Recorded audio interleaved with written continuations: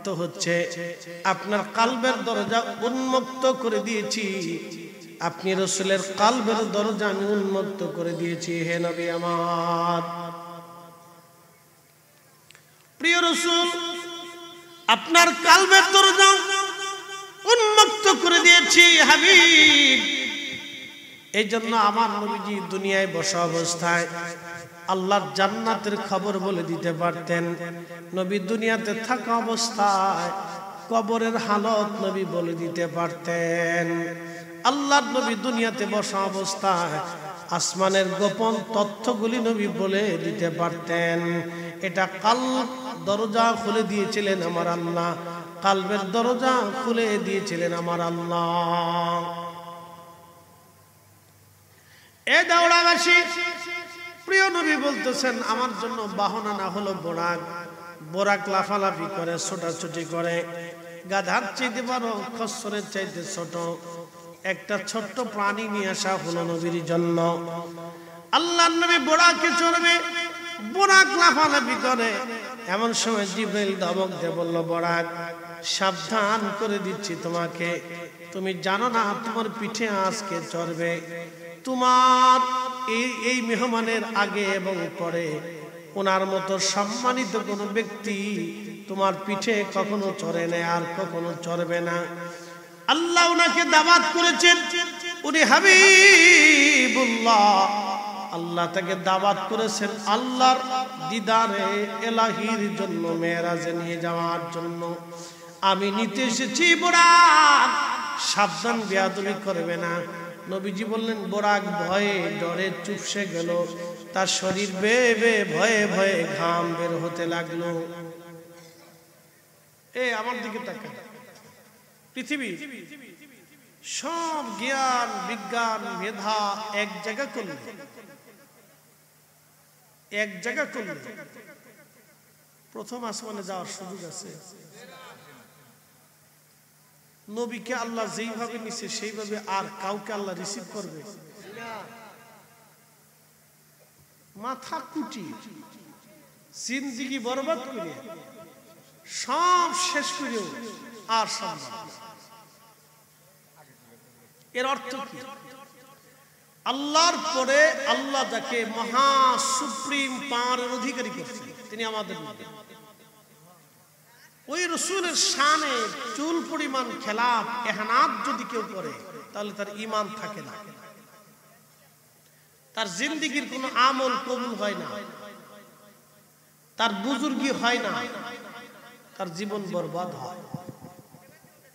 সারা জীবনে তথ্য মনে রাখবে, মুসলমান আল্লাহ আমাদেরকে মুসলিম বানিয়েছেন। মুসলিম মুসলিম, আমরা মুসলিম। আপনি যাকে দিয়ে মুসলমানিত্ব পেয়েছেন আপনি তাকে চিনেন নাই।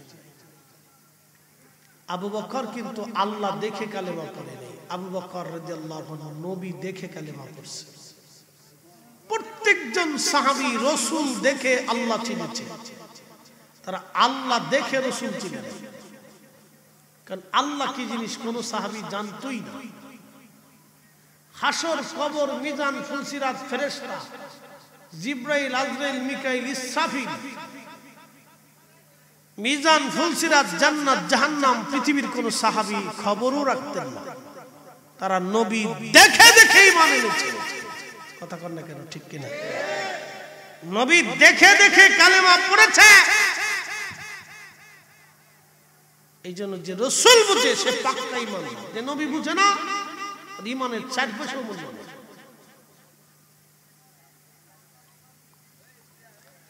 প্রিয় উপস্থিতি, মনোযোগ দিবেন। হযরত জিবরাইল আলাইহিস সালাতু ওয়াস সালাম নবীজিকে বোরাকের পিঠে চড়াইলেন। বোরাক রওনা হয়ে গেল। বুঝতে পারতেছেন, নবীজি বললেন সাহাবীরা রে, মারাতু বিমুসা ওয়া হুয়া ইউসাল্লি ফি কবরিহি, আমি দেখলাম মুসা নবী নিজ কবরের মধ্যে দাঁড়ায়া দাঁড়ায়া মুসা নবী নামাজ পড়ে। একবার জোরে বলা যাবে কি আল্লাহু আকবার? দিকে দিকে হাসি, লোকে লোকে খুশি, চল সে নবী মেরাজে, চলছে নবী মেরাজে। এ স্মৃতির দুলা জাগে চাঁদ সিতারা জেগেছে, ধুলোকে ভুলোকে চলছে নবী মেরাজে। ও নবীর উম্মত, নবীজি দুনিয়াতে, মুসা নবী কবরে। আলাম নাশরাহ লাকা সাদরাক, আলাম নাশরাহ লাকা সাদরাক, আলাম নাশরাহ লাকা সাদরাক। নবী আপনার সদর উন্মুক্ত করে দিয়েছি। যে চোখ দিয়ে তামাম সৃষ্টি অবলোকন করা যায়, আমি সেই চোখের পর্দা আপনার খুলে দিয়েছি। এই জন্য নবী বোরাকে, কিন্তু মুসা নবী কবরে। কবরের মধ্যে কি করে একজন নবী? তা আমার রসুল কবরের উপর থেকে বোরাকের পিঠে চড়ে খবর বলে দিল। যেই নবী দুনিয়ার জগতে দাঁড়াইয়া কবরের হালত বলে দিতে পারে, যেই নবী দুনিয়ার জগতে বোরাকের পিঠে বসিয়া কবরের হালত, মুসা নবীর কবরের খবর বলে দিতে পারে, সেই নবী রওজাতুল মুনাওয়ারা থেকে আজকের মাহফিলের খবর বলে দিতে পারে কি পারে না? আমরা বললে বেদাত। কি কথা কর না কেন? আমরা বললে বেদাতি। ওই তো আমরা বেদাইতে হই, আমরা হইছি বেদাইতে। আমরা যখন হক বলি তখন বেদাত। মাজার পূজারি, পীর পূজারি, আমরা মানব সমাজে আমরা বানাইছি বেদাত। আপনি বলতে থাকেন, মেহেশর তো কায়েম হবেই। কি কথা কন না কেন? মেহেশর কায়েম হবে, মেহেশরে দাঁড়াইতে হবে। অবশ্যই রাসূল করিমের হামদের পতাকার মাধ্যম ছাড়া একটা উম্মত জান্নাতে যাওয়ার কোনো সুযোগ নেই, কোনো সুযোগ নেই। আল্লাহর নবীর সুপারিশের পতাকা ছাড়া কোন উম্মতের বেহেশতে যাওয়ার কোনো সুযোগ নেই। রাসূলের দরজাতে হাশরের ময়দানে উম্মতকে দাঁড়াতেই হবে, দাঁড়াইতেই হবে, অবশ্যই দাঁড়াইতে হবে। সেই দিন তোমরা রাসূলের ইজ্জতকে ছোট করেও দাঁড়াবা, আর আমরা রাসূলের শানকে মানুষের সামনে প্রতিষ্ঠিত করে আমরাও দাঁড়াবো। সেই দিন মেহেশরের মাঠে কে হক আর বাতিল সেই দিন হাশরের ময়দানে প্রমাণ হবে। কথা বলেন ঠিক না বেটা? সেই দিন প্রমাণ হবে কে হক আর বাতিল।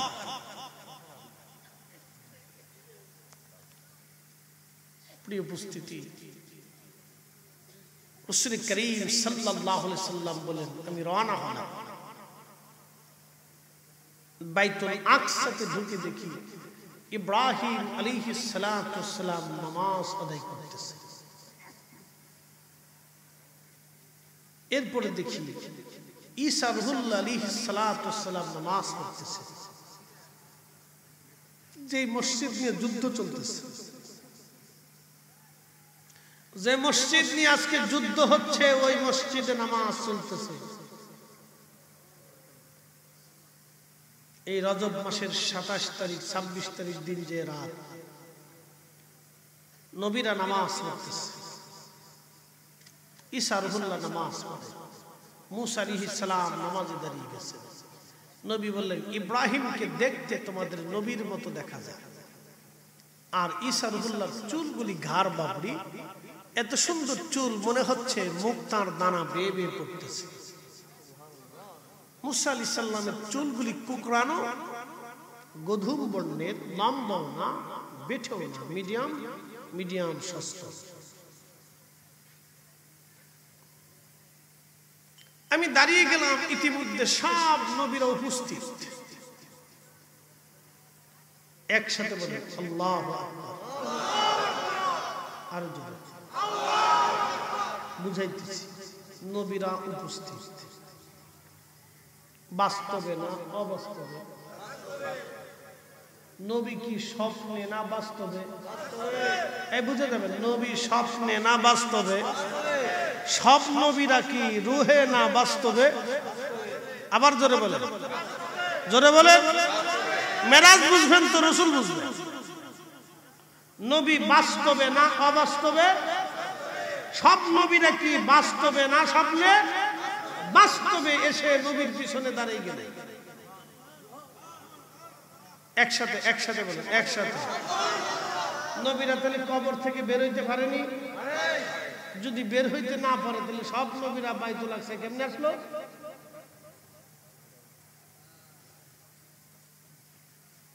আমার দেশে বিরাট বড় আন্তর্জাতিক খ্যাতি সম্পন্নরা বলবে যে নবী কবরের ভিতরেই থাকে, নবী বের হইতে পারে না, নবীরে জেলখানার ভিতরে রাখছে।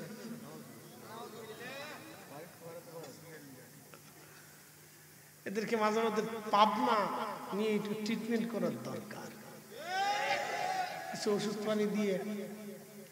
আর বেশি অসুবিধা হলে তাহলে পরে দুধটার পাতা খাওয়াই দিবেন, যাও এবার পুরা ভালো হয়ে যাবে। লুঙ্গির কাপড় খুলে মাথায় দিয়ে সারা কুমিল্লা বলে দৌড়াই বোকাই।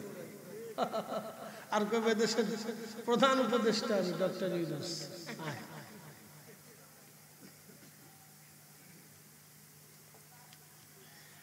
আল্লাহর নবী বাস্তবে দাঁড়িয়ে গেলেন, সব নবীরাও বাস্তব, ঘটনাও বাস্তব। এই ঘটনা বলার আগে আল্লাহ বললেন সুবহানাল্লাযী আসরা বিআবদিহি লাইলাম মিনাল মাসজিদিল হারামি ইলাল মাসজিদিল আকসা।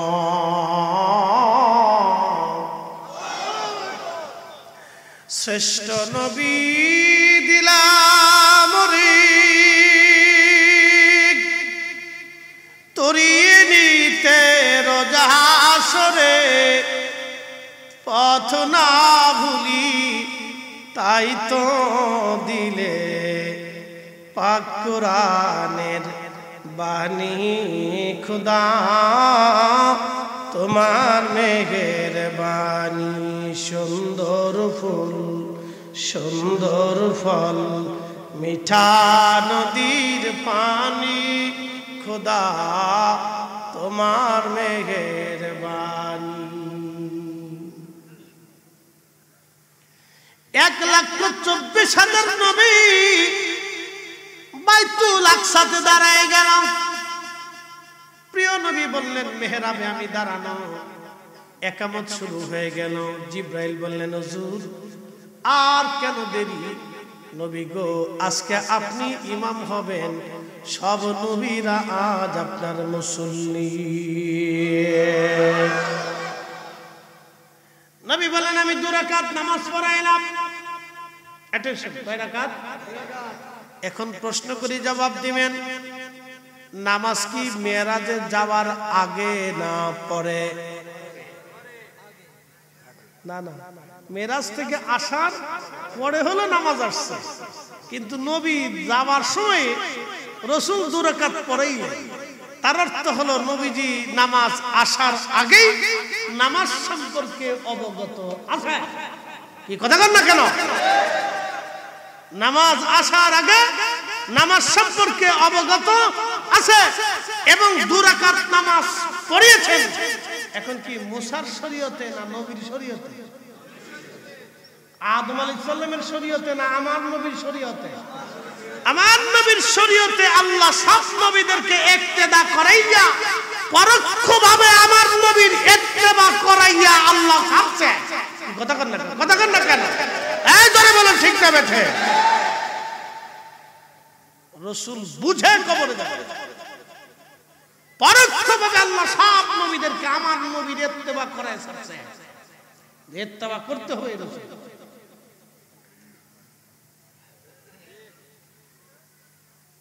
আল্লাহ রাসূলের শান আপনি কি করে বুঝাবো? শুধু বুঝে বুঝে যাবে, বুঝে বুঝে বুঝে যাবে।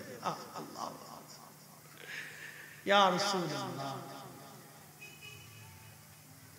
সব নবীদেরকে আমার নবীজি শরীয়তে নামাজ পড়াইয়া আমার রব আমার আল্লাহ সব নবীদেরকে আমার নবীর ইত্তেবা করাইছে বাস্তবে বাস্তবে। কিন্তু ওয়াদা করিয়েছিলেন রোজা জলে তার বাস্তবায়ন আমার আল্লাহ করলেন মেরাজের রাতে। আল্লাহ বললেন ওয়াইদ আখাযাল্লাহু মিসাকান নাবিয়্যিনা লামা আতাইতুকুম মিন কিতাবিন ওয়া হিকমা সুম্মা জাআকুম রাসূলুম মুসাদ্দিকুল লিমা মাআকুম লা তু'মিনুন্না বিহি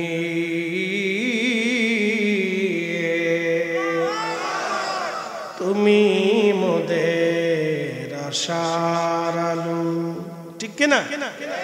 তুমি মোদের আশার আলো, তাই তো তোমায় বাসি ভালো, তুমি মোদের আশার আলো, তাই তো তোমায় বাসি ভালো। হৃদয় নামের ফুলদানিতে, হৃদয় নামের ফুলদানিতে গেথে রেখেছি প্রেমের মালা। ইয়া রাসূলাল্লাহ ইয়া হাবিবাল্লাহ, ইয়া রাসূলাল্লাহ ইয়া হাবিবাল্লাহ, ইয়া রাসূলাল্লাহ।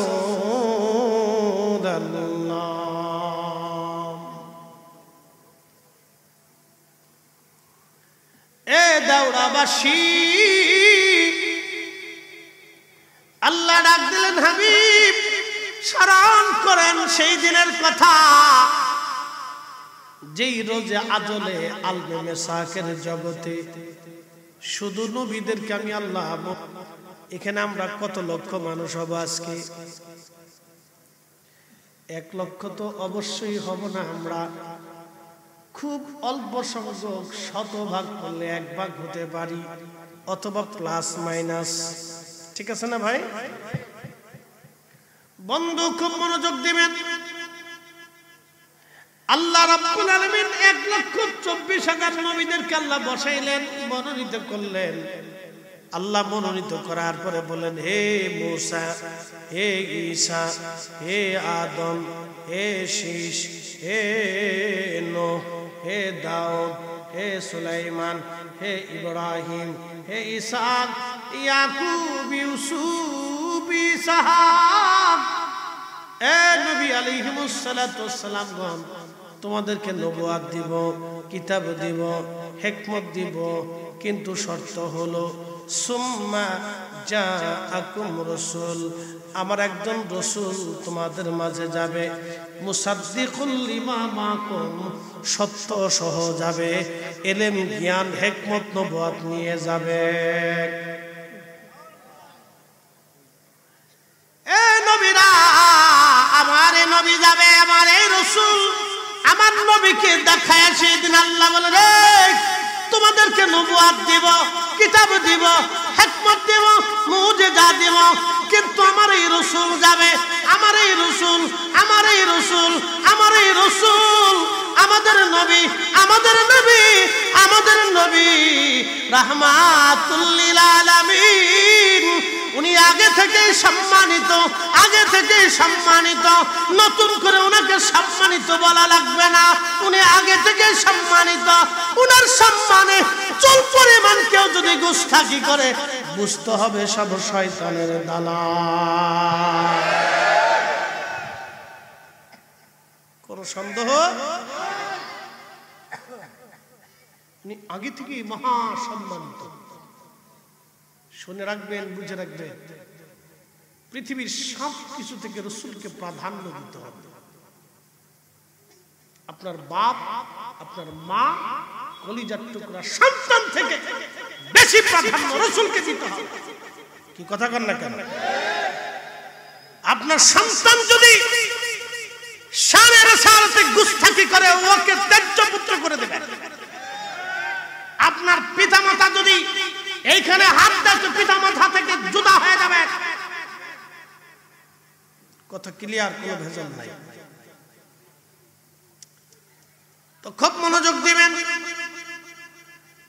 আল্লাহ ডাকতে বললেন, এ নবীরা সম্মানিত করব তোমাদেরকে, কিন্তু আমার এই রাসূল তোমাদের মাঝে যাবে, লা তুমিনুন্না বিহি, তোমরা এই নবীর উপরে ঈমান আনবা, তোমরা এই রাসূলের উপরে ঈমান আনবা, এই নবীকে তোমরা মেনে নিবা, এই রাসূলকে তোমরা মেনে নিবা। মুহাম্মাদুর রাসূলুল্লাহ সাল্লাল্লাহু আলাইহি সাল্লাম। এক মিনিট, আদম সফিউল্লাহর উম্মতের কালেমা ছিল লা ইলাহা ইল্লাল্লাহ, আদম সফিউল্লাহ। মুসা নবীর উম্মতের কালেমা লা ইলাহা ইল্লাল্লাহ, মুসা কালিমুল্লাহ। ইব্রাহিম নবীর উম্মতের কালেমা লা ইলাহা ইল্লাল্লাহ, ইব্রাহিম খলিলুল্লাহ। কিন্তু আদম, মুসা, ঈসা, ইব্রাহিম সোয়া লক্ষ নবীদের কালেমা ছিল লা ইলাহা ইল্লাল্লাহ মুহাম্মাদুর রাসূলুল্লাহ সাল্লাল্লাহু আলাইহি ওয়াসাল্লাম। একবার জোরে বলা যাবে কি ইয়া রাসূলুল্লাহ? কথা বুঝাইতে পারছি না আপনাদেরকে? সব নবীর উম্মতের কালেমা ছিল সেই নবীর কালেমা, আর সব নবীদের কালেমা ছিল লা ইলাহা ইল্লাল্লাহ মুহাম্মাদুর রাসূলুল্লাহ। আমরার যে কালেমা সব নবীদের ওই কালেমা, লা তুমিনুন্না বিহি। কোরআন বলতেছে এই নবীর উপরে ঈমান আনো, নবুয়ত পাবে। এইজন্য সব নবীরা মুহাম্মাদুর রাসূলুল্লাহ মেনে নিয়েছে। মুহাম্মাদুর রাসূলুল্লাহ ছাড়া কোন নবী নবুয়ত পায় নাই। তার বাস্তবায়ন রূপ একবারে সরাসরি আল্লাহ মেরাজের রাতে বাইতুল আকসাতে সব নবীদেরকে নবীর পিছনে কাতার করে দাঁড়া করায় দিলেন। নবী বললেন, আমি সব নবীদের সামনে দাঁড়াইয়া, নবীরা আমার পিছনে দাঁড়াইল, আর আমি নবী সবার ইমামতিতে নামাজ পড়াইলাম। আল্লাহ বাস্তবে সত্য সহকারে সব নবীদেরকে আমার নবীর ইতাআত করাইয়া, ইত্তেবা করাইয়া, সব নবীদেরকে বাইতুল আকসাতে উপস্থিত করাইয়া আল্লাহ তার রাসূলের সম্মান মর্যাদাকে বুলন্দ করে দিয়েছে। এটার নাম মেরাজ। এই জন্য কেউ যদি মেরাজ বুঝে, রাসূল কথা ঠিক আছে না ভাই? কেউ যদি মেরাজ বুঝে তো রাসূল বুঝবে, মেরাজ না বুঝলে রাসূল বুঝবে।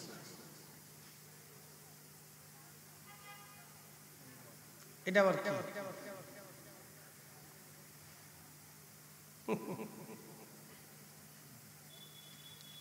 সমস্যা তো এখানে না, সমস্যা গোড়ায় দোষ। বর্তমান সময়ে একজন আলেম বলছেন রাসূলকে কাউবা রাখা। খাদিজাতুল কুবরা রাদিয়াল্লাহু আনহার কর্মচারী ছিলেন। এই ব্যাপারে কোরআন হাদিস কি বলে? আচ্ছা, এই আলোচনার ভিতরেই মুক্তাসার আমি সেরে দিচ্ছি। এই আমার দিকে তাকান,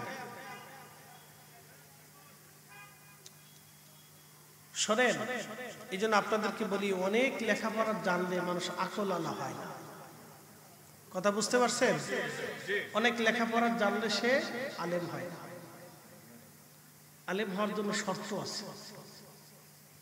পৃথিবীতে একজন ইমাম ছিলেন। এই আমার দিকে তাকান, ওনার উত্তরটা আমি পরে দিচ্ছি।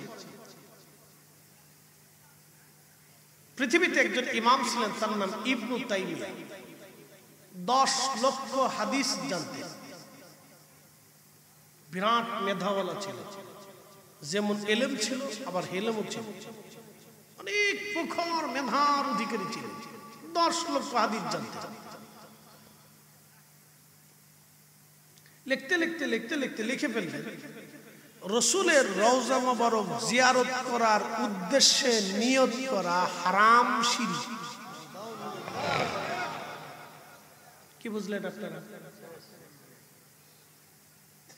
আছে কিছু আছে। সে হাত দিছে কোথায়? কোথায় হাত দিছে আপনি একটু বুঝেন তো। সে কোথায় হাত দিছে? হাতটা দিল অথচ 10 লক্ষ হাদিস জানতেন। আজহার থেকে পড়ে আসলেই তো আলেম হয় না। মদিনা ভার্সিটি থেকে পড়লেই বড় আলেম হয় না। দেওবন্দ থেকে ফারিক হলেই আলেম হয় না। আলেমের শর্ত আছে। অনেক বড়ি বড়ি কিতাব হাদিস গবেষণা থাকলে সে আলেম হয় না তো। শর্ত আছে। তো খুব মনোযোগ দিয়ে, তো 10 লক্ষ হাদিসের হাফেজ সে কি বলে ফেলল যে রাসূলের রওজা শরীফ জিয়ারতের উদ্দেশ্যে নিয়ত করা হারাম। আচ্ছা আপনারা বলেন কোন ইবাদত কি নিয়ত ছাড়া হয়? তা সামান্য একটু আকলও তার দলিল না। কোন ইবাদত কি নিয়ত ছাড়া হয়? সে উম্মতকে রাসূলের রওজা জিয়ারত করতে অনুৎসাহিত করতেছে। আপনি বুঝেন যে উম্মত রাসূল করিমের রওজা মুবারকে যাবে, সে হিকমতের মাধ্যমে উম্মতকে নিরুৎসাহিত করতেছে, অনুৎসাহিত করতেছে। এর অর্থ হলো সে আল্লাহর নবীর মহান ইজ্জতের চাদরে হাত দিয়েছে।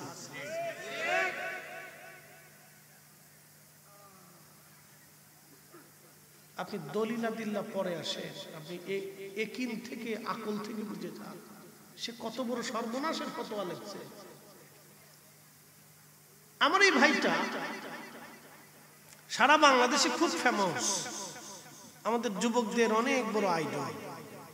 ভাইরে আপনাকে আজকে একটা কথা বলি, আমার তরুণ যুবকদেরকে বলি, ভাই আপনার অনেক বড় আইডল রাসূল করিম সাল্লাল্লাহু আলাইহি ওয়াসাল্লাম একজন উম্মত মারা গেছে, সে বাংলাদেশে অনেক বড় ফেমাস, ধরেন বিরাট জনপ্রিয়। তো কবরে নামানোর সময় লক্ষ লক্ষ লক্ষ লক্ষ মানুষ তার জানাজাতে হয়েছে। এরকম আসে না, বহু মানুষ জানাজা হয়। এখন আল্লাহ রাসূল তাকে অপছন্দ করে, কোটি কোটি মানুষ জানাজাতে আসলে কি কোনো ফায়দা হবে ভাই? একসাথে বলুন, ফায়দা হবে? একজন ব্যক্তি মারা গেছে, তার জানাজাতে মানুষ নাই। দেখবেন পৃথিবীতে কিছু গরিব মানুষ থাকে যাদের জানাজাতে মানুষ হয় না, ঠিক আছে না ভাই? আমার গ্রামে এক দাদি ছিল, অত্যন্ত পীড়িত গরিব মানুষ। আমি গেলে তারে সাহায্য করতাম। সে আমার ছোট গেলে দেখছি ধান বেনে বেনে আমাদেরকে খাওয়াতো, রান্না বান্না করে, আমাদের বাড়িতে কাজ করতো। তো সারা জীবনেও তার কোনোদিন দুঃখ ঘুষে না, জীবনের শেষ সময় পর্যন্ত সে কষ্ট করছে। আমি যখনই যাইতাম খোঁজ নিয়ে নিয়ে তারা এনে ওই যে মায়ের সাথে কাজ করতো, ওই সমাদর করতাম। তো শুধু বলতো, দাদা আমি মরে গেলে তুমি আমার জানাজাটা পড়াই। তা আমি বলতাম, দাদি আমার শ্বশুরের জানাজায় পড়াইতে পারলাম না, খালারা মরে গেল জানাজা পড়াইতে লাগতাম, ভাই বিরাদারের জানাজা পারি না। বলে কেন হুজুর পারেন না? আপনার মাহফিল আমার সিলেটে, শ্বশুর মরে গেছে, যে সময় মারা গেল 4 ঘন্টা পরে জানাজা হবে, আমার সিলেটের উদ্দেশ্যে আমি সিলেটে পৌঁছাই গেছি, শ্বশুর মরে গেছে, কি করে সম্ভব? কারণ আপনার মাহফিল থেকে গেলে মানুষ গালিগালাজ করে। শেষ পর্যন্ত বললাম যে ঠিক আছে, আর কিছু করার নাই, সকালে আসতেছি। এরকম হয়। তো ওই মুরব্বী যেদিন মারা গেলেন সেই দিন আমি বাড়িতে উপস্থিত হয়েছি কোনো এক কারণবশত। ঠিক সেই দিনই মুরব্বীটা মারা গেল, গরিব মানুষ, একবারে নিতান্ত দরিদ্র মানুষ। আমি তার জানাজার কাফন টাফন কাপড় চাপড় আনাইলাম, উপস্থিত। আল্লাহর কি ভাগ্য, সবাই খালি বলতেছে মৌলানা সাহেব আপনার হারিকেন ধরে খুঁজে পাই না, আর আপনি আজকে মুরব্বীর কি ভাগ্য যে আপনার খালি বারবার খালি আমরা দেখলি তো দাদা তুমি আমার জানাজাটা পড়াই। তো গরিব মানুষ সবসময় শুধু বলতো, দেখা হইলে বলতো যে দাদা তুমি আমার জানাজাটা পড়াই, দাদা তুমি আমার জানাজাটা পড়াই। তো আল্লাহর কি ইচ্ছা, সেই দিনে উনি মারা গেলেন, সেই দিন আমি জানাজা পড়ায় কবর টবর দিয়ে তারপর ঢাকাতে আসছি। প্রিয় ভাই, এখন বলার উদ্দেশ্য হলো এই গরিব মানুষটা কবরে চলে গেছে, আমি লক্ষ্য করছি তার জানাজাতে লোক কম হয়েছে। কিন্তু আমি সেই দিন আল্লাহর কাছে বলছি, ইয়া রাব্বি, জানাজাতে লোক কম হইতে পারে কিন্তু আমি তার জীবনের হালাল খাবারে কোনোদিন ভেজাল পাইনি। কারণ সে অনেক কষ্ট করে পরিশ্রম করে রুটি রুজি করতো, না খেয়ে থাকতো, কিন্তু কারো অর্থ ধরতো না। আমাকে একজন এসে বলতেছে, লোকটা তো নামাজ কালাম বেশি পড়তো না, পর্দা বসিতে করতো না, গরিব মানুষ যেখানে সেখানে কাজ করতো। আমি বললাম, আপনি পর্দা বসিতার নামাজ নিয়ে আছেন, এদেশের কত নামাজি সুদখোর আছে, ঘুষখোর আছে, হারামখোর, জেনাখোর, কি কথা কন না কেন? বহু হাজি আছে সুদখোর, হারামখোর, ঘুষখোর হাজি। আমি বললাম, ওই হাজিতে হবে কি? ওনার জীবনের গরিব মানুষ সারা জীবন হালাল রুজি করে উনি কষ্ট করে খেয়ে ঘুমাই গেছে। আমি বলছি, আল্লাহ ওনাকে মাফ করবে, অবশ্যই আল্লাহ ওনাকে মাফ করবে। আল্লাহ উনাকে মাফ না করলে করবে কাকে? একটা কথা মনে রাখবেন, মানুষ কবরে যাওয়ার পরে পৃথিবীর সব মানুষ যদি তার জানাজাতে নাও থাকে, রাসূল যদি কবুল করে নেয়, তাহলে তার মতো বুলন্দ নসিবওয়ালা আর পৃথিবীতে কেউ নাই। জনপ্রিয়তা দিয়ে কিয়ামতের ময়দানে নাজাতের কোনো রাস্তা নাই। জনপ্রিয়তায় নাজাতের রাস্তা নাই। নাজাতের রাস্তা হবে রাসূলের সন্তুষ্টি দিয়ে। কি কথা কন না কেন? আল্লাহর নবীর সন্তুষ্টি দিয়া। তবে কে কত বড় জনপ্রিয়তা ও সাদা দেখার সময় নাই, ওইগুলি দেখবেনই না, মাথার ভিতরে আনবেন না। এই ভাইটা তিনি এই মাঝে মধ্যে খুব ইংরেজি বলেন, তো বলতে বলতে উনি মাঝে মধ্যে বুঝেন না যে কোথায় কোনটা ইংরেজি লাগাইতে হয়। বুঝতে পারছেন না? ওই বলতে বলতে উনি বলে ফেলেছেন কাউবয়। খাদিজাতুল কুবরা রাসূলের কর্মচারী ছিলেন। আচ্ছা, আপনাকে একটা এখন প্রশ্ন করি, আমি বিবেক থেকে বলি। কোন ছেলে কোম্পানি দিচ্ছে, তো বাবা ওই কোম্পানিতে চাকরি করে, ছেলে কি বাবারে কর্মচারী বলতে পারবে? আপনি এখান থেকে বুঝে যান তো। আল্লাহর নবী আম্মাজান খাদিজাতুল কুবরার ব্যবসা দেখাশোনা করছেন, এটা খাদিজার জীবনের পরম ভাগ্য। কি কথা বল না কেন? এটা আম্মাজান খাদিজার জীবনের পরম ভাগ্য ছিল। এটা ওনাকে কর্মচারী বলাটা তো ভুল।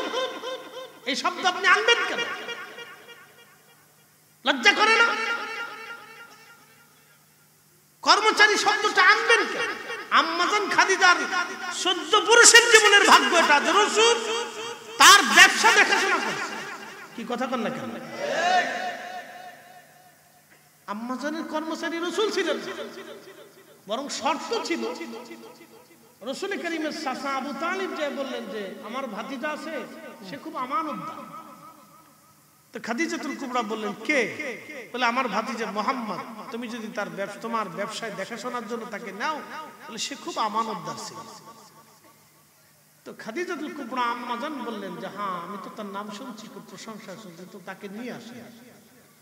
তো ব্যবসার উদ্দেশ্যে রাসূলকে বুঝিয়ে পড়িয়ে দেওয়া হলো। নবীজি ছিলেন ওই ব্যবসার প্রধান, বণিক দলের প্রধান। কিসের কর্মচারী? পাগল ছাগলের মতো? আল্লাহর নবী ওই বণিক আম্মাজান খাদিজাতুল কুবরার যে ব্যবসার বণিক দল শামে সিরিয়াতে যাবে, সেটার প্রধান ছিলেন, তিনি দেখভাল করেছিলেন। রাসূল ওই ব্যবসা গ্রহণ করেছিলেন। এটা আম্মাজান খাদিজাতুল কুবরার জীবনের চরম ভাগ্য ছিল। রাসূল কারীম রাখাল ছিলেন, বলতেছে কাউবয়। কাউবয় মানে ইংরেজিতে বলে রাখাল, ইংরেজিতে বলে কাউবয়, বাংলায় বলে রাখাল। বুঝলাম, কিন্তু আপনি এইভাবে তো বলতে পারেন না। আল্লাহ রাসূল কেন উট, দুম্বা, ছাগল, ভেড়া এগুলি চড়িয়েছেন? কারণটা কি?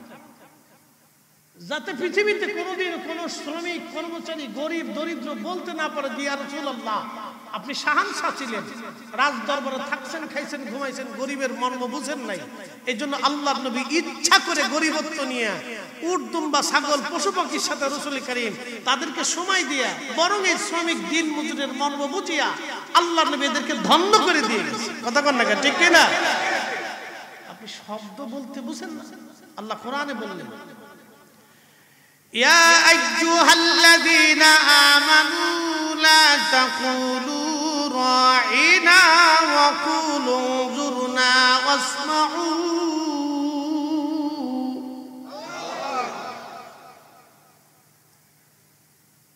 রাঈনা শব্দের অর্থ হলো, রাঈনা শব্দের অর্থ হলো হে নবী আপনি আমাদের দিকে তাকান।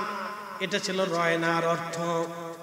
কিন্তু রায়না শব্দ দিয়া ইহুদিরা বুঝাইতো হে আমাদের রাখাল।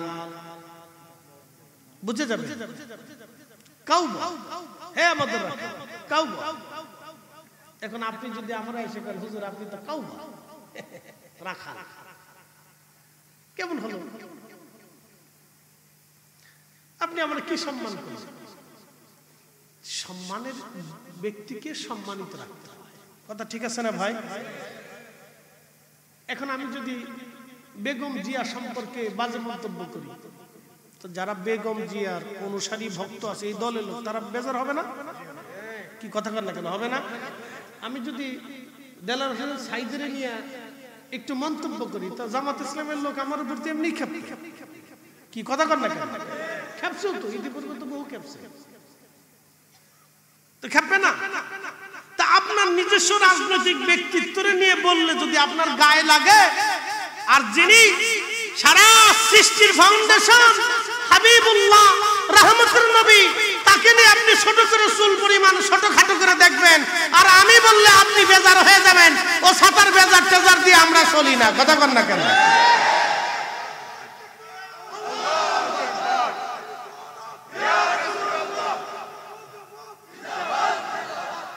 আপনি আমার গালি দেন, অসুবিধা নেই, আপনি আমার বাজে কথা বলেন, তাও অসুবিধা নেই, কিন্তু শানে রাসালাতে গুস্তাখি গুলো তো আমরা মানব না।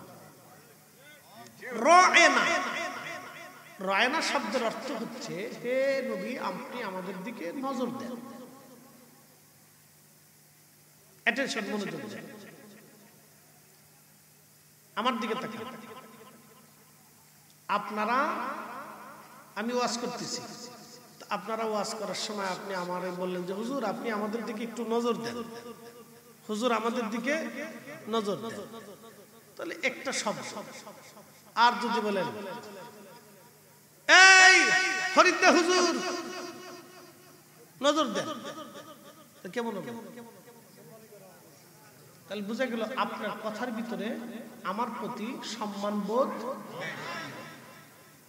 তো কাফেররা বলতো রায়না, আমাদের দিকে নজর দেন। রায়না শব্দের অর্থ কিন্তু নজর দেন, কিন্তু ইহুদিরা তাদের আঞ্চলিক ভাবে তারা বুঝতো যে রায়না মানে হে আমাদের কাউবা, এ রাখাল।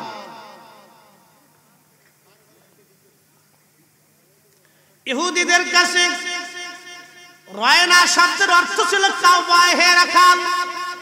কাউবা যারা বলেন কি বল, কাউবা হে রাখাল। রায়না শব্দ দিয়ে ইহুদিরা বলতো হে আমাদের কাউবা, হে আমাদের রাখাল। কিন্তু এই কথা বলে ইহুদিরা রাসূলের দরবারে হাসাহাসি করত। আল্লাহ রাব্বুল আলামিন বরদাস্ত করেন নাই, সহ্য করেন নাই, সাথে সাথে আমার রব আল্লাহর আসমান থেকে নাজিল করে দিলেন ইয়া আইয়ুহাল্লাযীনা আমানু লা তাকুলু রায়না, এ ঈমানদার সাবধান, তোমরা আমার রাসূলের বেলায় রায়না শব্দ উচ্চারণ করবা না। একবার জোরে বলা যাবে কি আল্লাহু আকবার? এরপরে আল্লাহ বলেন তাহলে কি বলবা শুনো, আকুল উনজুরনা ওয়াসমাউ, আকুল উনজুরনা বলো হে আমাদের নবী আপনি আমাদের দিকে মায়ার নজর দেন, দয়ার নজর দেন। আচ্ছা এক মিনিট ভাই, কথা না বলি, ক্যামেরার দরকার, একটু লাড়াচাড়া দিতে হয়, তো খুব মনোযোগ দেন। আপনি যদি আমাকে বলেন যে ফরিদ হুজুর আপনি একটু আমাদের দিকে দয়ার নজর দেন, মায়ার নজর দেন হুজুর, ঠিক আছে না ভাই? তাহলে এটা শব্দে বোঝা গেল যে আপনি আমাকে খুব আদবের সাথে, আমাকে সম্মানের সাথে বলতেছেন। আর যদি আপনি ভিন্ন ভাবে বলেন যে হে মিয়া, এই হুজুর মিয়া, এই ফরিদি সাহেব, এই ফরিদি আপনি আমাদের দিকে নজর দেন, তাহলে বোঝা গেল আপনি আমার সাথে শব্দমালা দিয়ে আপনি আমাকে টিটকিরি করতেছেন। এই জন্য আল্লাহ বলে দিলেন রায়না বলো না, অকুলুম জুরনা বলো। দেখেন রাসূলের ব্যাপারে শব্দ চয়ন কেমন হবে আল্লাহ নিজে শিখাইছে। একসাথে বলবেন আল্লাহু আকবার। কে শিখাইছে? আল্লাহ। এই জন্য এই সমস্ত শব্দমালা ব্যবহার করাটা অনুচিত। আমি বুঝি না, সমস্যা হয়েছে কি জানেন, ওনাদের গোড়ার থেকে শিক্ষা দীক্ষার ব্যবস্থায় শানে রাসালাত প্রতি খুব দুর্বলতা আছে। খালি বিশ্বনবী বিশ্বনবী বিশ্বনবী করে চিন্তা, কি কথা কন না কেন? খালি বিশ্বনবী বিশ্বনবী বিশ্বনবী। কে? আল্লাহ রাহমাতুল লিল আলামিন কোরআনে কইছে এটা চোখে দেখেন না? হাবিবুল্লাহ বানাইছে চোখে দেখেন না? সাইয়্যিদুল কাউসাইন কাউলাইন চোখে দেখেন না? আল্লাহর রাসূলের শানে সুন্দর সুন্দর শব্দ বলা আছে, এগুলো চোখে দেখেন না? খালি এগুলি কইতে থাকবেন বিশ্বনবী বিশ্বনবী বিশ্বনবী, কারণটা কি? তার অর্থ হচ্ছে আপনাদের এই বিসমিল্লাহ থেকে এগুলি শেখানো হয়। আমরা সুন্নিরা জীবনে কোনোদিন আমাদের কোনো ছাত্রকে এইগুলি আজেরে বাজারে কোনোদিন পাবেন না। কি কথা কন না কেন? আমাদের কোনো আলেমদের জবান থেকে এই সমস্ত আজেরে বাজারে কোনোদিন পাবেন না। এখন আপনাদেরকে প্রশ্ন করে জবাব দিবেন তো, যাদের কাছে রাসূলের ইজ্জত নিরাপদ না, তাদের কাছে ইসলাম নিরাপদ কেমনে থাকবে? কি কথা কন না, জোরে বলেন। যাদের কাছে রাসূলের ইজ্জত নিরাপদ না, তাদের কাছে ইসলামের কিছু নিরাপত্তা আছে? আমি কি করে বিশ্বাস করব তাকে ইসলাম নিয়ে? আমি তাকে ইসলাম নিয়ে কি করে বিশ্বাস করব? আমি বললে আপনারা অনেকে হয়তো বলবে যে এই তো হরিদ হুজুর বিরোধিতা করতেছে। আমি কেন বিরোধিতা করতে যাব? আপনি ওয়াজ করেন না কি করেন, বিদেশ যান না ঘুরেন, এগুলো নিয়ে রাজনীতি করেন, এগুলো নিয়ে কোনোদিন কথা কইছি? বলিনি। আপনি শানের সালাত ছোট করবেন, আমরা এটা বক্তব্য দিব, প্রতিবাদ করবই। কথা বলেন ঠিক না বেঠিক? আল্লাহ আমাদেরকে কবুল করুক, সকলে বলে না আমিন। আম্মা জান খাদিজাতুল কুবরা রাদিয়াল্লাহু আনহার জীবন ধন্য হয়েছিল রাসূল করিম তার ব্যবসার দায়িত্ব নিয়েছিলেন বিধায়। কথা ঠিক আছে না ভাই? এই জন্য আম্মা জান তার জীবনের সব কিছু আল্লাহ রাসূলকে দিয়ে দিলেন। জি ইয়া রাসূলুল্লাহ, আমি শুনছি আপনার মর্তবা। আম্মা জান রাসূলের খেদমতের জন্য তার গোলামও দিয়ে দিছিলেন সাথে। একসাথে বলবেন মারহাবা। নবী যদি কর্মচারী হয় তো নবীজির কর্মচারীর লেগে কি কেউ গোলাম দিয়ে দেয় নাকি? হ্যাঁ, এই পাগল কোথা থেকে এগুলি কি শিখে কোথা না? মূর্খ না তো, গুড়াই দোষ, বিসমিল্লাহ দোষ। আমার দিকে তাকান। নবীজি যখন ব্যবসার জন্য যাবে তখন আল্লাহ রাসূলের সাথে আম্মা জানের একজন গোলাম ছিল, গোলামকে দিয়ে বললেন তুমি তার খেদমত করবা। তাহলে আপনি বুঝেন তো আম্মা জান রাসূলকে কি পরিমাণে সম্মান দিছে। একসাথে বলবেন আল্লাহু আকবার। তো ব্যবসা থেকে ফিরে আসার পরে গোলামে বলতেছে, মনিব আমি যা দেখছি খুব আশ্চর্য। বলে কি দেখছো? বলে দেখছি যে সে যখন হেঁটে যাইতো আকাশের মেঘ তারে ছায়া দিত। আমি আরো দেখছি গাছের নিচে যখন বসতো তখন গাছের ডালপালা দিয়ে তারে ছায়া দিত। মালিক আপনি যারা ব্যবসার প্রধান বানাইছেন, আমাদের রাসূল ছিলেন তার ব্যবসার প্রধান, জিএম, ম্যানেজিং ডিরেক্টর। একসাথে বলেন আল্লাহু আকবার। আপনি ম্যানেজিং ডিরেক্টর না বলে কর্মচারী বললেন কেন? কর্মচারী ইংরেজির নাম কি? সার্ভেন্ট। তা আপনি সার্ভেন্ট কেন বললেন? আপনি ম্যানেজিং ডিরেক্টর বলতে পারতেন না? কি কথা কন না কেন? আপনি তো বলতে পারতেন যে আম্মা জান খাদিজাতুল কুবরা রাদিয়াল্লাহু আনহার ব্যবসার তিনি ম্যানেজিং ডিরেক্টর ছিলেন। তাহলে তো শব্দের ভিতরে আর কোনো গন্ডগোল হয় না। আপনি ইংরেজি করেন, সারাদিনই করেন, অসুবিধা নেই। তাহলে ইংরেজি পারেন তো ইংরেজি, এই আমেরিকার কুত্তাও ইংরেজি করে। ও ছাতা দিয়ে আমরা কিছু মনে তো করি। তো খুব মনোযোগ দেন। তো আপনি তো বলতে পারতেন যে আম্মা জান খাদিজাতুল কুবরা রাদিয়াল্লাহু আনহা ব্যবসায়ের নবীজি ছিলেন ম্যানেজিং ডিরেক্টর। তো খুব মনোযোগ দেন না, আসতেছি ওয়াজের জায়গায় আসতেছি, এটাও একটা ওয়াজ। তো আম্মা জান খাদিজাতুল কুবরার ব্যবসা নিয়ে আসার পরে গোলাম যখন এই কথা বলছে তখন আম্মা জান চিন্তা করলেন তাহলে এই নবীকে আর ছাড়া যাবে না। ওনার বাকি জীবন ওনার কদমে আমার নেসার হয়ে ওনার স্ত্রী হয়ে যদি আমি খেদমত করতে পারি তাহলে আমার জীবন ধন্য। একসাথে বলবেন আল্লাহু আকবার। বুঝতে হবে ভাষার ভিতরে এটা হচ্ছে, শোনে এটা ইশকে রাসূল। কথা ঠিক আছে না ভাই? ইশকে রাসূল। আপনি আমাকে দিয়ে জীবনেও বলাইতে পারবেন না এই শব্দগুলো, এটা সম্ভব না। এই জন্য এগুলো বুঝে করতে হয়। এরা কি বুঝে না বুঝে আমি জানি না। আল্লাহ আমার এই ভাইদেরকে আল্লাহ হেদায়েত করুক, সকলে বলে না আমিন। তাদেরকে আল্লাহ বুঝ দিক, তাদের কলিজাকে আল্লাহ রাসূল প্রেম দিয়ে জিন্দা করুক, আমরা দোয়া করি। কথা ঠিক আছে না ভাই? আল্লাহ জিন্দা করে দিক, কারণ তাদের মানুষ তো তাদের কথা শোনে না ভাই। লক্ষ লক্ষ তাদের মানুষ তাদের ওয়াজ শোনে। তাদের দিল যদি রাসূল প্রেমে জিন্দা হয় তাহলে বাকি মানুষগুলি উপকৃত হবে। আমরা দোয়া করি তাদের জন্য, বদদোয়া করবো কে যাবে, তাদের জন্য দোয়া করি, আল্লাহ তাদেরকে কবুল করুক, বলে না আমিন। আমি মূল আলোচনায় ফিরে যাচ্ছি, মেরাজের আলোচনা। আল্লাহর নবী বললেন, আল্লাহর হাবিব বললেন, ও আমার উম্মতেরা, আমি নামাজ শেষ করলাম, সব নবীদের সাথে মুসাফা হলো, মুআনাকা হলো, কুশল বিনিময় হলো। একটু মনে রাখবেন, নবী কয়জন? না না, মেরাজের রাতে বাইতুল আকসাতে কতজন নবী ছিল? 1,24,000। আচ্ছা, 1,24,000 মানুষের সাথে যদি একটু মুসাফা হয়, একবারও মুসাফা হয়, তাহলে কয় সেকেন্ড লাগে? না না, এক একজনের কয় সেকেন্ড লাগবে? 5 সেকেন্ড। 5 সেকেন্ড তো 5 সেকেন্ড হলে 1,24,000 নবীর সাথে মুসাফা করতে কত সেকেন্ড লাগে?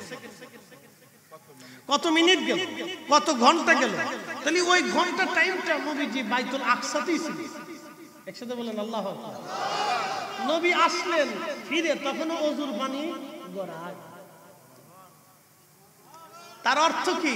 তার অর্থ হলো রাসূলের মেরাজ ব্যতীত সৃষ্টিতে যাহা ছিল সব কিছুকে আল্লাহ স্টপ করে দিলেন।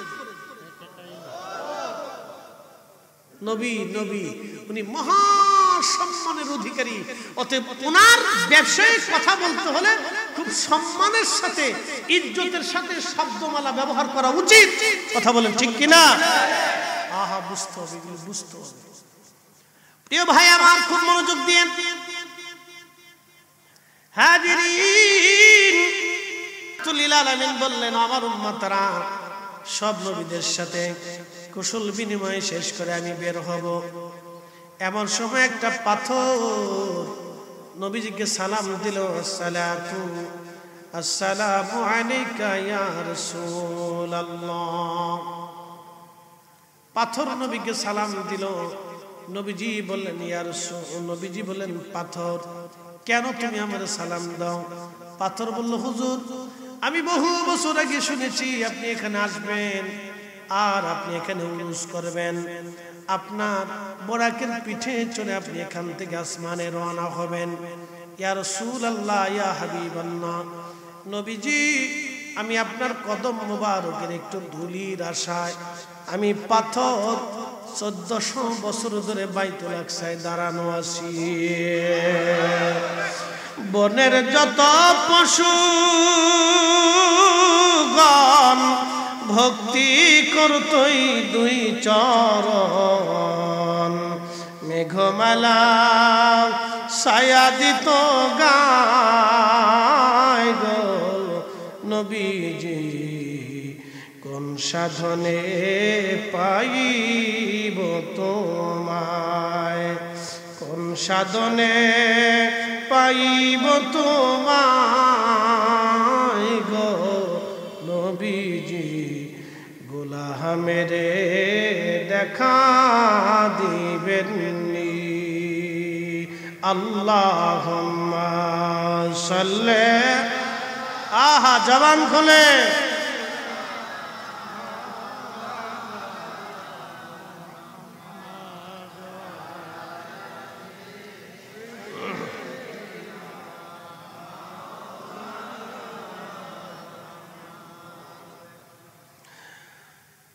নবীর আশকে যার দিল ভাই,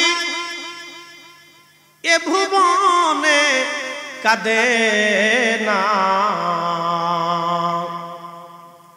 রোজ হাসরে ভাইজান তারা নবীজির দেখা পাবে না। আল্লাহুম্মা সাল্লি আলা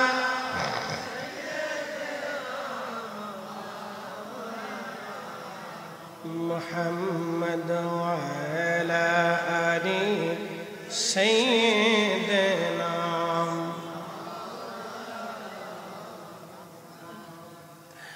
এই দেওড়াবাসী মনোযোগ দিবেন। পাথর দেখে বলল, হুজুর, 1400 বছর ধরে আপনার অপেক্ষায় দাঁড়ানো আছি নবীজি, আপনার অপেক্ষায় আমি 1400 বছর ধরে দাঁড়ানো। আল্লাহর নবী বললেন, পাথর কেন দাঁড়ানো তুমি? পাথর বলেন, ইয়া রাসূলুল্লাহ, আপনার কদম মোবারকের একটু ধুলির আশায় আমি পাথর 1400 বছর ধরে দাঁড়ানো আছি। নবীজি বললেন পাথর তোমার আবেদন মঞ্জুর হয়ে গেছে। আল্লাহর নবী পাথরের উপরে কদম মোবারক রাখবে। আল্লাহ ডাক দিলেন পাথর মোমের মতো নরম হও, আমার নবীকে আমি সম্মানের সাথে আমার জগতে নিয়ে আসতেছি। আমার রাসূলের যদি কোনো কষ্ট না হয় পাথর মোমের মতো নরম হয়ে যাও। আল্লাহর হাবিব কদম মোবারক যখন রাখলেন পাথরের ভিতরে দেখবেন নরম কাদার ভিতরে পা বসাইলে যেমন পা দেবে যায়, আল্লাহর হাবিব যখন পাথরে কদম রাখলেন তখনই পাথর নরম হয়ে গেল। আল্লাহর হাবিবের কদম মোবারকের সাপ দাগ ওই পাথরের মধ্যে বসে গেল। পৃথিবীতে প্রিয় নবীর কদম মোবারকের সাপ আদম আলাইহিস সালামের পায়ের সাপ আদম পাহাড়ে শ্রীলঙ্কাতে এখনো আছে। আর হযরত ইব্রাহিম খলিলুল্লাহর পায়ের সাপ এখনো মাকাম ইব্রাহিমে আছে। আর আমার নবীজির কদম মোবারকের সাপের পাথর এখনো বাইতুল আকসায় আছে। আসতে বললেন না, জোরে বলেন। এখনো বাইতুল আকসায় আছে, এখনো পাক কদম মোবারকের সাপ এখনো বাইতুল আকসায় আছে। এখন ওই পাথরের ভিতর থেকে অটোমেটিক সুঘ্রাণ জান্নাতের ঘ্রাণ এখনো আসতে থাকে, এখনো আসতে থাকে। কিয়ামত পর্যন্ত এই ঘ্রাণ আসতে থাকবে, একটা সেকেন্ডের জন্য এই ঘ্রাণ বন্ধ হবে না। তিনি আমাদের নবী নবী নবী, ওনার বিষয়ে বলার আগে ভেবে চিনতে বলা উচিত। কারণ কোটি কোটি মানুষ জাহান্নামে চলে গেলেও আল্লাহর কিছুই আসে যায় না, আল্লাহর কিচ্ছু আসে যায় না। কিন্তু মনে রাখবেন আমার নবীর একটা আশিকের ওজন আল্লাহর দরবারে অনেক বিরাট। কথা কোন ঠিক কিনা?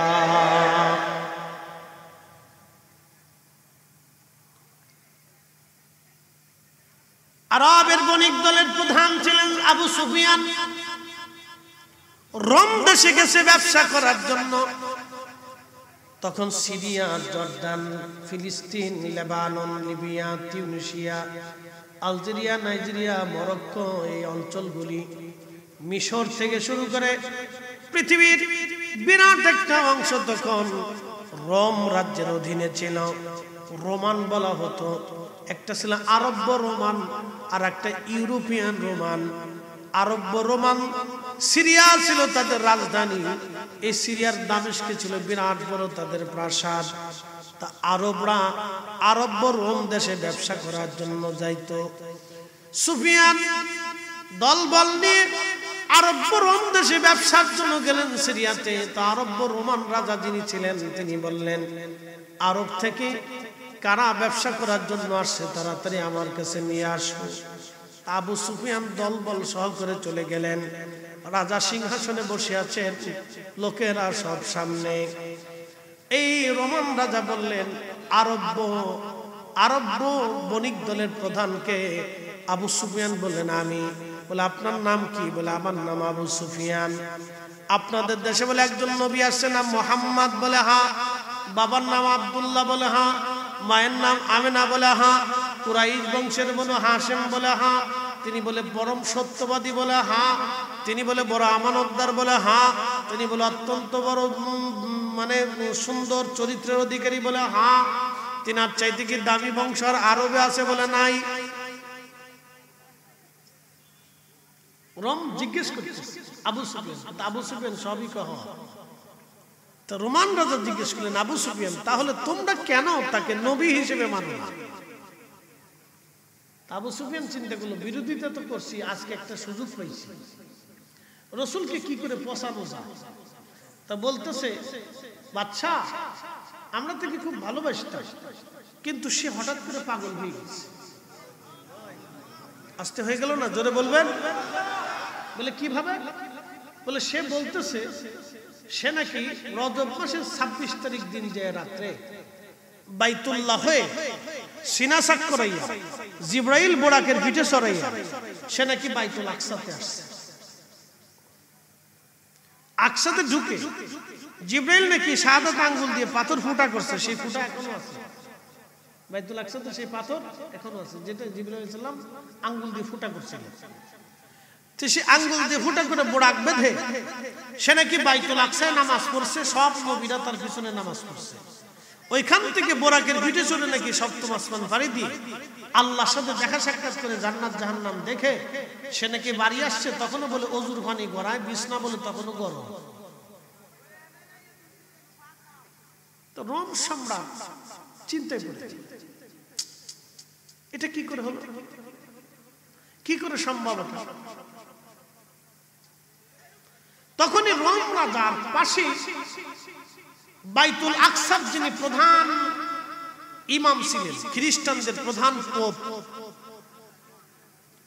খ্রিস্টানদের যিনি পাদ্রীদের প্রধান তাকে পোপ বলে, এই প্রধান পোপ ছিল। তিনি পাশে দাঁড়িয়ে বলতেছেন, বাদশা আরব্য বণিক যদি সত্য বলে থাকে তাহলে আমিও বলতেছি উনি নবী। আরো জোরে, আরো জোরে।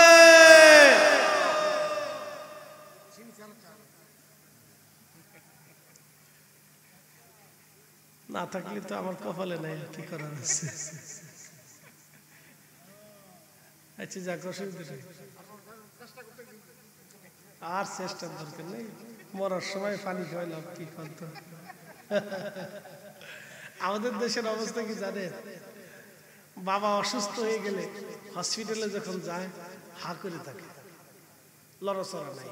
তখন মাইয়া কবুতর রান্না করে, গোস্ত রান্না করে, খাসি রান্না করে, ফল নাই, আম নাই, জাম নাই, কলা নাই, কাঁঠাল নাই, ফিডে নাই, এটা নাই, সেটা নাই, দুনিয়ার খাবারটা নিয়ে হসপিটালে নিয়ে বাবার এই পাশে নিয়ে শুয়ে কয়, ও আব্বা তুমি কথা কও না কে রে আব্বা, ও আব্বা তোমার লেগে গরু গোস্ত রাঁধছি, আব্বা ফল আনছি, ভিডিও বানাইছি, আব্বা তুমি ভিডিও খুব পছন্দ করতে, আব্বা তোমার লেগে ভিডিও বানাইছি, ও আব্বা কথা কও না কে রে। কি কথা কন না কে? কান্দে। বাপে তখন চিন্তা করে, আরে ভরা ভরা আমার সুস্থ থাকা অবস্থায় তোরা আমার খাওয়ালি না, মরার সময় এত বেশি হয়েছে। কি কথা কন না কে? এই জন্য সুস্থ থাকা অবস্থায় বাবা মারে খাওয়াইতো, ঠিক আছে না ভাই? অসুস্থ হয়ে গেলে হসপিটালে নিয়ে গেলে এত খাবার টাবার দিয়ে কি হবে? এই জন্য সুস্থ অবস্থায় খাওয়াইতো। আমাদের দেশের আদত হচ্ছে এইটা। তো যাও, এখন আর স্যার ও আসতে 1.5-2 ঘন্টা ফিরে হয়েই যেতেছে, তার সাদে কি হবে? যাক, যেভাবে চলতেছে চলো। কালকেও 3টে করছি, 3 দুগুনি 6 ঘন্টা ওয়াজ করছি। তো বুঝেন আজকে এই চলতেছে, চলবে প্রত্যেক দিনই 6 ঘন্টা, 7 ঘন্টা, 8 ঘন্টা। এই 5টা প্রোগ্রামও আছে। তো কি মনে হয় চলে? একসাথে বলবেন আল্লাহু আকবার। আল্লাহ চালায়, ঠিক আছে না ভাই? তো মনোযোগ দিয়ে। পাদ্রী বলতেছে, বাদশা আরব্য বণিক যদি সত্য বলে তাহলে আমি বলছি উনি আখেরি নবী। দরজার সাথে লেগে যাওয়ার কারণে আমি বহু চেষ্টা করলাম দরজাটা বন্ধ করার জন্য, কিন্তু কোনো মতেই কাজ হলো না। মিস্ত্রি রাত্রিবেলা ডেকে নিয়ে আসলাম, মিস্ত্রিও অনেক সময় চেষ্টা করলো কিন্তু কাজ হলো না। মিস্ত্রি বলল, পোপ আগামীকাল সকালবেলা কার্নিশ কেটে ভেঙ্গে আলাদা করে দরজা সরাইতে হবে, কারণ কার্নিশটা কোনো কারণবশত দরজার সাথে লেগে গেছে। এই কার্নিশ না ভাঙলে দরজা খোলা সম্ভব হবে না। আমি আগত্যা দরজাকে ওইভাবে খুলে রেখে চলে আসতে বাধ্য হলাম। যখন দরজা খুলে চলে আসলাম, সকালবেলা ভোরে আমি আবার বাইতুল আকসায় ঢুকার জন্য গেলাম। বাইতুল আকসার মধ্যে ঢুকে দেখলাম কার্নিশের জায়গা কার্নিশ ঠিক চলে গেছে, দরজা ঢিলা হয়ে গেছে। আমি আশ্চর্য হলাম, ব্যাপার কি? মিস্ত্রি চেষ্টা করলো, আমি নিজে চেষ্টা করলাম, দরজা খোলা গেল না কার্নিশ দেবে যাওয়ার কারণে। এখন আবার অটোমেটিক কার্নিশ উপরে চলে গেল। বিষয়টা বুঝলাম না কি হলো। তাওরাত জবুর ইনজিল খুলে খুলে ঘেটে ঘুটে দেখলাম, হায় হায় হায়, গত রাত্রিবেলায় আখিরি নবী রাহমাতুল লিল আলামিনের মেরাজ সংঘটিত হয়ে গেছে। এ জোরে বলেন আল্লাহু আকবার। ত্রিভুবনের প্রিয় মুহাম্মদ এলো রে দুনি আয় রে সাগর